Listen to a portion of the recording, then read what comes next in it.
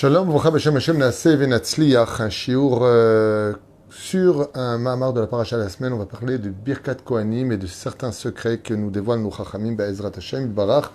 Shiur acheté en ce Rosh Chodesh Sivan pour l'élévation de l'âme d'un grand tzaddik qui nous a quittés, le Rav Pinchas Pashter à Cohen Zecher Tzaddik Livracha. Que le mérite de cette étude, Be'ezrat Hashem Yalet Nishmato Kezor Arakia Lechaim Tovim Ul Shalom Be'atzlacha Rabba. Shiur racheté par son fils Shimon Pashter Ayakar, à qui on souhaite tous les bonheurs du monde. Be'ezrat Hashem Barach. Bracha Be'atzlacha Bechol Ma'aseadav Yaskil Yatzliach V'yarviach Lechaim Tovim Ul Shalom Hu Uvechol Mishparto Bechol Asher Lo Be'ezrat Hashem Barach. En même temps, c'est la Askara aujourd'hui de, juste un tout petit instant, je cherche son nom. Voilà. L'Askara de Shmuel ben Esther, ou Hashem Tenachem Began Eden Lyon Vechol Shorvim Imo, Bichlal Arahami Vasilichot Vechen Yehi Ratzon Venomar Amen. Il y a une chose à retenir dans la Birkat Kohanim, puisque notre cher Rav Pashter était un Kohen aussi, ne l'oublions pas, c'est que Akadosh Baruch Hu, comme le dit le Midrash, quand sont venus les Kohanim pour bénir les enfants d'Israël ont dit à Dieu, mais pourquoi les Kohanim nous bénissent? On veut que ce soit toi, Dieu, qui nous bénisse. Et Akadosh Baruch Hu a dit, effectivement, je serai juste derrière les Kohanim, et en réalité, par leur intermédiaire à eux, je vous bénirai. Alors, il y a une grande question qui se pose à propos de cela, c'est pourquoi Akadosh Baruch Hu, il passe par les Kohanim pour nous bénir. Ça aurait été plus simple que eux nous bénissent. Il y a un Moussar Eskel extraordinaire qui nous dit, je vais te dire pourquoi. Pour te faire comprendre que celui qui sert Dieu dans ce monde, comme les Kohanim, qui au Beth Amikdash, servaient la Shekhinah de tout leur cœur, qui étaient mêlés, attachés, fidèles à la Gdusha de la Torah, peuvent bénir les enfants d'Israël. Et c'est la réponse que Dieu donne. Je passerai par les Kohanim, que j'ai pris pour moi, donc les prêtres, si vous préférez, et à travers eux, à travers leurs doigts, je viendrai vous bénir. Comme le dit d'ailleurs le roi Salomon dans le Shir HaShirim, juste un instant, d'Amrou Rabotenu Alem Shalom, que Akadosh Baruch Hu Mistakel regarde par les doigts des Kohanim, Ben Acharakim, comme c'est marqué là-bas dans Shir HaShirim. Je n'arrive pas à le trouver ici 2 secondes. Que Akadosh Baruch Hu se cache juste derrière les mains. D'ailleurs, c'est une des raisons pour lesquelles la Gemara nous dit qu'on n'a pas le droit de regarder les mains des Kohanim quand ils font la Birkat Kohanim. Il y a des choses qu'il faut savoir, c'est qu'on ne regarde pas les mains des Kohanim. Ça affaiblit absolument la vue donc faites attention à la synagogue. Si quelqu'un vous dit regarde les mains des Kohanim, c'est qu'il doit être occuliste ou qu'il vend des lunettes, parce qu'il a intérêt à ce que vous ayez une perte de vue. Et la deuxième chose, on ne donne pas le dos aux Kohanim. Des fois, on se retourne pour couvrir notre famille, nos enfants, et on donne le dos à Kohanim. Il faut savoir que la bracha ne prend pas si on donne le dos au Kohanim. Il faut absolument faire attention à cette Nekuda. On doit être tout sur le côté, éventuellement, on pourrait, mais sur le dos, si on donne le dos, ce n'est pas valable. Donc je trouve pas, c'est pas important, puisque c'est pas ce que je voulais développer avec vous. Et là, on voit ici, donc, comme je vous le disais, que les Kohanim ont une grande particularité, c'est qu'ils imposent le shalom. Ils demandent le shalom pour le peuple d'Israël, et ils bénissent le peuple au nom du shalom.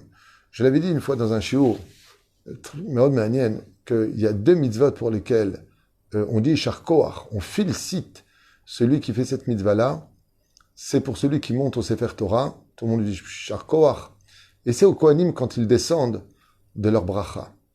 Pour ça, je posais la question en disant, Ma kesher benze levenze, pourquoi est-ce que quand il y a une birkat Kohanim, eh bien on dit au Kohen Chazak ou Baruch? La réponse est très belle, elle rejoint celle de la Torah. La Torah a pour force d'unir le peuple d'Israël, car chaque âme juive est une lettre du Sefer Torah. Et quand on monte à la Torah, Asher Bachar Banu, on ne parle plus au sens singulier, on parle au sens du pluriel.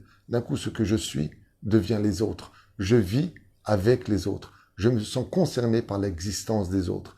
Alors, Asher Bachar Banu, et quand il descend, on dit Pshar Koach, qui mérite notre compliment sur terre?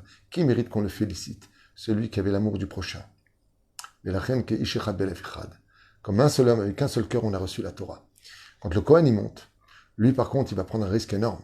Qu'est-ce qu'il dit? Je bénis mon peuple par amour. Il ose jurer sur le nom de Dieu qu'il va bénir par amour. Bénir par amour veut dire que peu importe ce que tu m'as fait, je t'aime. Aimer, c'est sans compter. Et le Kohen est le seul à être capable de monter pour bénir au nom de Dieu, Baruch Ata Hashem, qui bénit le peuple par amour dans le ciel. C'est vu avec un tellement bon œil qu'en réalité, seul celui qui est capable d'aimer chaque juif, chaque personne qui lui ait fait ou pas du mal, qui bénit le peuple par amour, toi, tu mérites vraiment d'être félicité. Quand on met les tefilines, on est shomer Shabbat, on est shomer Nida, ça ne veut pas dire qu'on aime forcément les autres, mais ces deux bénédictions-là, ces deux façons de nous comporter, ces témoignages que nous disons au nom de Dieu, eh bien, méritent l'attention que tout le monde retourne. Sharkoach, que Dieu te donne de la force.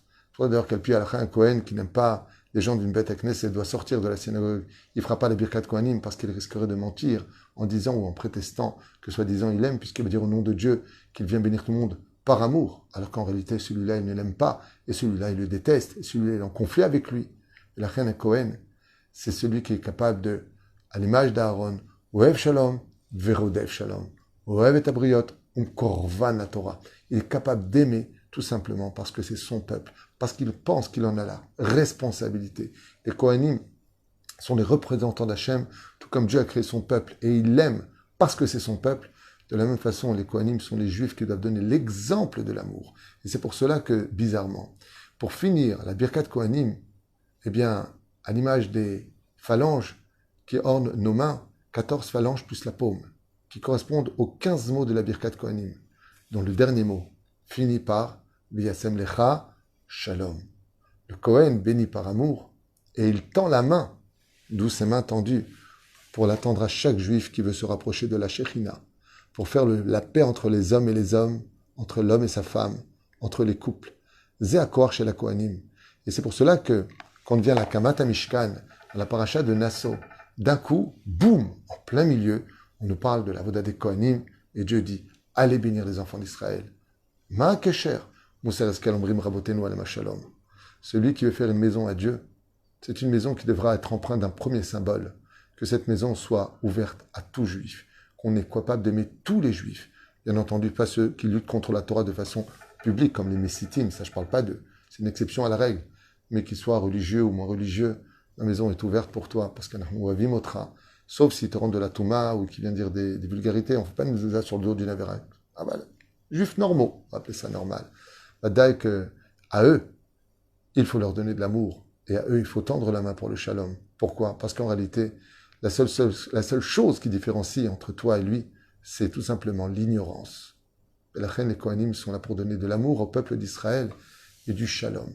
Mazéwa shalom. Le shalom, chers amis, c'est tout simplement ce qui vient compléter ce qui est opposé. Par exemple, vous remarquerez qu'on dit Shabbat Shalom, Shlom Bait. Pourquoi on dit ça? Pourquoi on ne dirait pas Yom Tov, ce serait Yom Shalom? Non.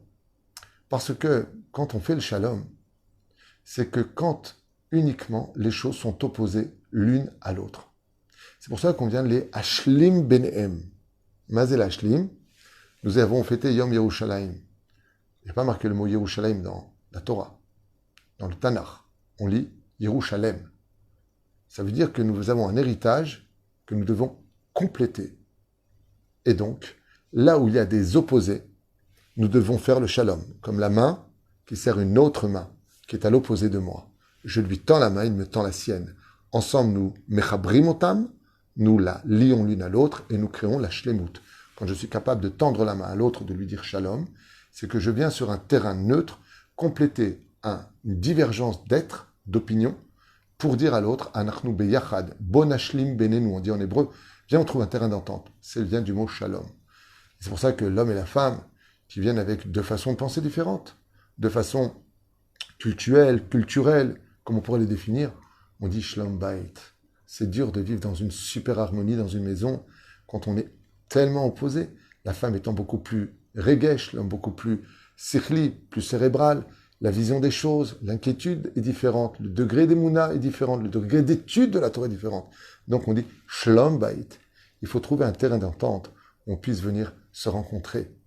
Par contre, dans Yom Tov, eh bien, Chetzio la Adam, Chetzio l'Hachem. c'est moitié pour l'homme, moitié pour la femme, moitié pour Dieu. Comme ça dit la Gemara, avec Rabbi Yehoshua. La reine, le Shabbat quand il vient, chers amis, quel est le jour où on fait le plus d'argent? N'est-ce pas le Shabbat quand on ouvre sa boutique? Quel est le jour où on a en plus le plus envie de se promener? N'est-ce pas le samedi? Et ce jour-là, on te dit, Assour, sors pas, prends pas la voiture, va pas à la plage, ne fume pas. Waouh! Shabbat, shalom. Il va falloir trouver un terrain d'entente pour vivre ton Shabbat dans la shlemut, c'est-à-dire dans la complétude de ce que la vie va à l'opposé du Shabbat. Et Kol Advarim Haele, c'est le Kohen qui l'ouvre. Comment? Il tend ses deux mains, il ouvre ses doigts. Pour dire que dans la vie, il faut toujours être au centre des choses. Et ainsi donc, quand tu es quelqu'un qui aime l'autre, qui le met au centre des choses, alors tu peux lui dire Veyasem lecha shalom. Je mettrai sur toi le shalom. En d'autres termes, être capable d'aimer et de trouver des solutions, ça s'appelle être un Kohen, serviteur de Dieu. C'est-à-dire que n'importe qui, quelque part, ne peut pas être Kohen. Il faut être descendant d'Aaron. Mais on peut prendre les rôles des Kohanim par rapport à leur rôle à eux à jouer quand il s'agit de bénir les autres, de leur trouver du mérite et de faire le shalom parmi eux. Chez Bezrat Hashem, Zichro Baruch, chez la Rav Pinchas Pashter Alav Shalom, Wach Hashem Tenachenu Began Eden aussi, Shmuel Ben Esther Alav Shalom, et Chol Mete Israël, que Dieu vous aide, vous accompagne sur tous vos chemins pour un shalom sur toute votre vie, dans ce monde et dans l'autre. Vous voyez la mort s'oppose à la vie, Alav Shalom. Que sur lui repose la paix, car l'homme a été créé pour vivre et pas pour mourir. Mourir, c'est un tikkun. Alors Dieu dit, d'accord, Alav Shalom. Le shalom, c'est la résurrection des morts. Bientôt, il reviendra. Kol Tov.